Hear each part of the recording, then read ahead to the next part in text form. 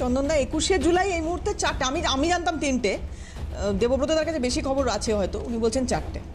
মানে আমি জানি না আপনাদেরটা ধরে বলছেন কিনা। দেখো, আমাদেরটা ধরে বলবেন না ছেড়ে বলবেন এর থেকে বড় প্রশ্ন হচ্ছে একটি অনুষ্ঠান কলকাতাতে আর বাদবাকি ফলোয়ার্স। মানে আমি কেন বলি, 1900 দেবব্রত যে কথাগুলো বললেন যে মমতাকে বার করে দেওয়া হয়নি, মমতাকে কংগ্রেস থেকে বার করে দেওয়া হয়েছে, সাসপেন্ড করা হয়েছে, আমি প্রসঙ্গে পরে আসছি। তার কারণ আমার সরাসরি অভিজ্ঞতা এই অনুষ্ঠানে। কংগ্রেস দলটিকে মমতা ব্যানার্জি হাইজ্যাক করেছিলেন ভাঙনের দিকে 1993 সালে, একেবারে প্রথমে মার্চ মাসে। আমি তোমাকে কেন বলি, সেখানেও আমি উপস্থিত ছিলাম। ইনফ্যাক্ট সকলে জানেন, সোমেন মিত্র, এটা জানার প্রয়োজন আছে, মানে ঐতিহাসিকভাবে জানার প্রয়োজন। এত ক্ল্যামারিং হচ্ছে চারিদিকে। 1993 সালে 1992 নমিনেশন জমা দেওয়া হয়। কংগ্রেস সভাপতির পদে দুজন ক্যান্ডিডেট ছিলেন, একদিকে মমতা বন্দ্যোপাধ্যায়, উল্টো দিকে সোমেন মিত্র। সোমেন মিত্র প্রয়াত হয়েছেন। সোমেন মিত্র হারিয়েছিলেন মমতা বন্দ্যোপাধ্যায়কে। আর মনে রাখতে হবে, রেজাল্টটা মহারাষ্ট্র নিবাস হলে, এবং রেজাল্টটা আসে 1993 এবং সেটা মার্চ। মনে রাখতে হবে ঘটনাটি ঘটে 21শে জুলাই ওই একই বছরে 1993 সালে। মানে মূলত ভাঙন যদি তুমি বলো, সেই ভাঙনটা শুরুই হয়েছিল ওই নির্বাচনকে ঘিরে, সকলেই জানেন, সেটা নতুনভাবে বলার কিছু নেই। কিন্তু প্রাণের বলি 13 জনের সেদিন ঘটেছিল কিন্তু এই অনমনীয় রাজনীতির জন্য, এবং তাতে সরাসরিভাবে আমি যুক্ত ছিলাম না। আমি কেন বলি, কংগ্রেসের ওই প্রোগ্রামটার পারমিশন ছিল না কংগ্রেসের। কংগ্রেসের ওই প্রোগ্রাম সোমেন মিত্র সভাপতি থাকাকালীন তুমি রেকর্ড দেখে নিতে পারো। আমাদের কাছে ওই প্রোগ্রামের ওই বিলিটেন্ট পারমিশনটাই দেওয়া হয়নি, কারণ আমরা এটা খুব ভালো করে জানতাম একটা ব্যাপক দুর্যোগ আসছে। সে দুর্যোগ এরকমভাবে আসবে 21শে জুলাই 93 সাল, সেটা আমরা কেউ বুঝিনি। আমরা রাস্তায় নেমেছিলাম, প্রতিবাদ করেছিলাম, আন্দোলন করেছিলাম, সকলেই জানেন। কিন্তু কেউ একজন ওই ভাঙনের মধ্যে থেকে কংগ্রেসের একটা নতুন গোষ্ঠী তৈরি করে নিয়েছিলেন, এবং খুব স্বাভাবিক অর্থে প্রশ্ন উঠতে পারে তৈরি করতে দেওয়া হয়েছিল কেন, হওয়ার প্রশ্ন নয়। আমরা প্রতি বছর পালন করেছি 98 সাল পর্যন্ত। আর কেউ যদি মনে করতে পারে, তাহলে এটাও মনে করতে পারে, যখন মমতা ব্যানার্জি দল থেকে বেরিয়ে যান, আমাদের সভাপতি ছিলেন সর্বভারতীয় সীতারাম কেসরি। তখন কংগ্রেস ভাঙনের মুখে, সকলেই জানেন কংগ্রেসের একটা রিসার্জেন্সের প্রয়োজন, এমন একটা অনুভব হচ্ছে 98 সালে। 97 সালের পর থেকে নরসিমা রাওয়ের ঘটনা তোমরা জানো। পরবর্তী সময় সোনিয়া গান্ধীকে জয়েন করতে হয়, রাহুল গান্ধীকে জয়েন করতে হয়, তখনও তারা পলিটিক্সে সরাসরি যুক্ত ছিলেন না। সীতারাম কেসরি হাত ধরে বলেছিলেন, বেটি তুম মত যাও। এটাকে বলা হয় তাড়িয়ে দাও, এটাকে বলা হয় তাড়িয়ে দেওয়া। বেটি তুম মত যাও, কাঁদতে কাঁদতে বলেছিলেন সর্বভারতীয় কংগ্রেস সভাপতি। হাত ছেড়ে বেরিয়ে এসে 2 মাসের মধ্যে যাদের হাত ধরলেন, তাদের সাথে আমরা 100 বছরের লড়াই করছি। সেই হিন্দু মহাসভা, সেই বিজেপি। বিশ্বাসঘাতকতা সংঘাত তৈরি হয়েছিল 1998 সাল 1 তারিখ জানুয়ারি মাস। পালন তো সেটা করা উচিত, বিশ্বাসঘাতকতা দিবস। ঠিক। আমি তোমাকে কেন বলছি, আমি এখানে বিশেষ কিছু বলবো না, আমি তোমাকে শুধু ইতিহাসটা স্মরণ করলাম। 82 সাল থেকে রাজনীতির সাথে যুক্ত আমি খুব ক্লোজলি। মমতা ব্যানার্জির রাজনীতি, উনি আমার নেতা ছিলেন, উনি আমার ছাত্র নেতা ছিলেন সরাসরি। কিন্তু আমরা অবাক হয়ে দেখেছিলাম ওই 93 সালে এমন একটি ঘটনার যে সিগন্যাল দেওয়া হচ্ছিল, সেখানে কিন্তু সোমেনবাবু বারণ করেছিলেন এই ধরনের প্রোগ্রাম যুব কংগ্রেস না নেওয়া। মাদার কংগ্রেসের পারমিশন না নিয়ে যুব কংগ্রেস এই অনুষ্ঠানটা নিজে সংগঠিত করেছিল। আমি ইতিহাসে নতুনভাবে যাচ্ছি না। যারা কংগ্রেস কর্মীরা সেদিন নিহত হয়েছেন, শ্রদ্ধার্ঘ্য তাদের প্রতি। তাকে হাইজ্যাক করেছেন যারা, তাদের মানসিকতা নিয়ে প্রশ্ন আছে। আমরা প্রতিটা অঞ্চলে পালন করেছি আমাদের পার্টি অফিসে গত বছর পর্যন্ত। এবার আমরা শহীদ মিনারে যাচ্ছি, আমরা পারমিশন পেতাম না, শহীদ মিনারে যাচ্ছি। ওইটাই একমাত্র অনুষ্ঠান। ঠিক। 21শে জুলাইয়ের অনুষ্ঠান 1993 সালে কংগ্রেস কর্মীর রক্ত, ওইটাই একমাত্র অনুষ্ঠান। সেই অনুষ্ঠানের কখনো রেপ্লিকা মেয়র রোডে হতে পারে না, বিড়লা তারামণ্ডলে হতে পারে না, রাজঘাটে হতে পারে না। আর যারা করেছে তারা কংগ্রেসের সাথে বিশ্বাসঘাতকতা করে করেছে। ওই সোল, যেসব মানুষগুলো সেদিন মৃত, সেই মানুষগুলোর আত্মার অবমাননা করেছে, এটাই বাস্তব। একটা ব্রেক নেব, খুব sharp.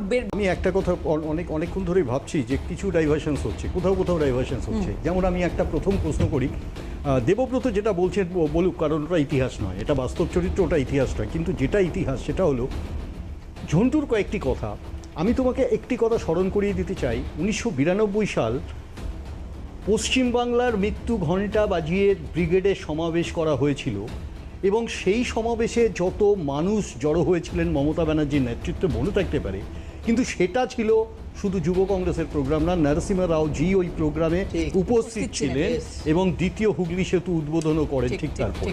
So that was the history. সেখানে দাঁড়িয়ে আজকে একটা জিনিস বুঝতে হবে, মমতা ব্যানার্জিকে ক্ষমতায় আসতে কত বছর লেগেছিল? 92 থেকে 2011, জার্নিটা 19 বছরের। মমতা ব্যানার্জিকে কংগ্রেস ভাঙতে কত সময় লেগেছিল? জাস্ট এই হিসেবটাকে বুঝে নাও। 1993 সালের এই ঘটনা, উনি হেরে গেলেন সোমেনদার কাছে এবং তার পরবর্তী সময় ঘটনা ঘটলো, ভেরি ভেরি ইনসিডেন্টাল এবং একটা কোথায় কোরিলেশন আছে আমি মানুষের ওপর ছেড়ে দিলাম। সেখানে 93-এর মার্চের থেকে 93-এর জুলাই এই 13 জন শহীদ, আর সেই 13 জনকে নিয়ে স্প্লিট হলো কংগ্রেস এবং 5টা বছর লেগেছিল কংগ্রেস অ্যাডমিনিস্ট্রেশনকে ভাঙতে মৃত্যুর ঘণ্টা কত জনসমুদ্রের পরে, যার 19 বছর লেগেছিল কংগ্রেসকে ভাঙতে 5টা বছর লেগেছিল। এবং ওই 5টা বছর কার জন্য লেগেছিল, কিভাবে লেগেছিল এবং হাতটা কাকে ধরতে হয়েছিল, বিজেপি নেতারা প্রকাশ্যে বলেন সেদিন ওই ক্রাফট যদি অটল বিহারী বাজপেয়ীজি, লালকৃষ্ণ আদবানিজি না করতেন তাহলে মমতা ব্যানার্জির অস্তিত্ব থাকতো না। অর্থাৎ চরিত্রটা কংগ্রেসের না, চরিত্রটা মমতা বন্দ্যোপাধ্যায়ের দ্বৈত তৃতীয় চতুর্থ চরিত্র, অনেকগুলো ছায়া। একটা বিরোধী লোকও যদি হয় সেটা নিয়ে লড়া যাবে কি ভোটে? চন্দনদা দেখো, অভিষেক বন্দ্যোপাধ্যায় কি বলছেন এটা সম্পূর্ণ তার দলের ব্যাপার, কাকে ফিরিয়ে আনবেন, কে যাবেন। আমি একটা জিনিস বুঝলাম, মদনবাবু বলছেন যে উনি যদি আসতে চান আসতে পারেন, তাহলে ক্যালকুলেশনটা মিটে গেল। ইনফ্যাক্ট এটা ইটস গোয়িং টু বি 0, ব্যাপারটা তো তাই। আর আদারওয়াইজ 2 আর 2 5 না, 2 আর 2 6 ফিগার বানাচ্ছে। বাস্তব, যার বিরুদ্ধে লড়াই করে আসছেন তাকে নাকি উনি হাত ধরে নিয়ে আসবেন। তো এই যোগগুলো বন্ধ করা দরকার, এটা is the first thing. Second thing, very interesting, তোমার আমি বিশেষভাবে আলোড়িত হচ্ছে যে ঘটনাটা, সেটা হচ্ছে যে কেন আইএনডিএ ইন্ডিয়া বেরিয়ে এলো সেখানে। মূল প্রশ্নটা একটা ভেরি ইন্টারেস্টিং এরিয়া। যারা স্বীকৃতভাবে একটা গ্রুপ করে এনডিএতে জয়েন করেছে তারা অপোজিশনে কোথায় থাকে? এ তো জেনারেল এথিক। আনএথিক্যাল কাজ করেছে বিজেপি ওখানে, যদি তাদের ওখানে প্লেস করে থাকে, এটা তো বিরোধী না, বিরোধীদের সাথে বসছি। Just take the underline, opposition পার্টিজের সাথে বসছি, যারা হতে পারে সে ডিএমকে থাক না থাক।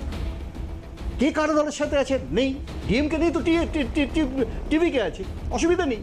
কিন্তু প্রশ্নটা এখানে যে আমি যাকে ডিক্লেয়ার করে দিলাম আমার সাথী, প্রধানমন্ত্রীর সাথে বৈঠক হলো, চেয়ার নির্দিষ্ট হলো, how could that party would be opposition? তো বেসিক এথিক্সের জায়গাটাতেই নেই।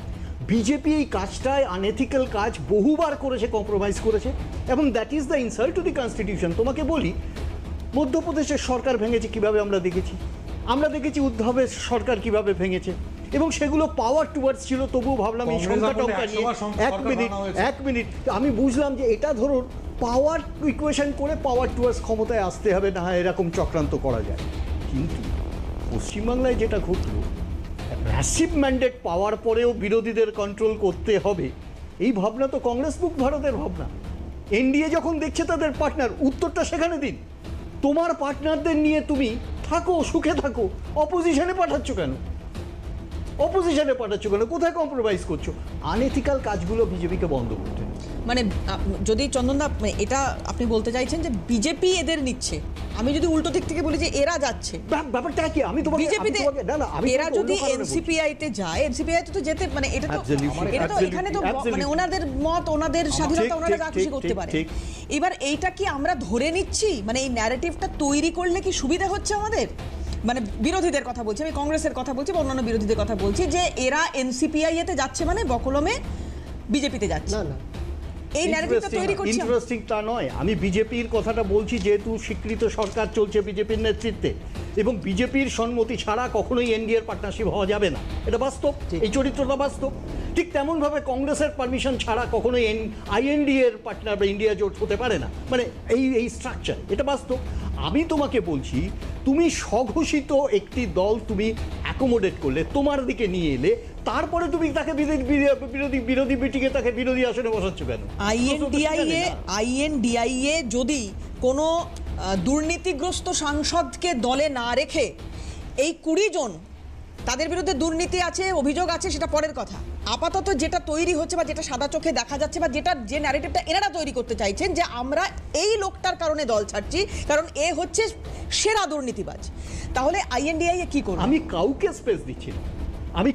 স্পেস দিচ্ছি না, আমি শুধু যেটা বলতে চাইছি, আমি বলছি আইএনডিআই এ লাভবান কখন হবে? 8 জনকে নিলে না 20 জনকে? না প্রশ্নটা লাভবানের ব্যাপার না, আমি তোমাকে ইন্টারেস্টিং ফ্যাক্টটা এখানে বলছি যে যদি কোনো পার্টনারশিপ স্বঘোষিতভাবে এনডিএতে যোগ দেয় তাহলে তো সে পার্টি অফ দি গভর্নেন্স, সে তো পার্টি অফ দি গভর্নেন্স সরকারের সাথে। তাহলে তুমি তাকে অপোজিশনকে ট্যাগ করছো কিভাবে? আচ্ছা, চুরি করে ঢোকাচ্ছ অন্যর ঘরে, এটা তো বাস্তব। আমি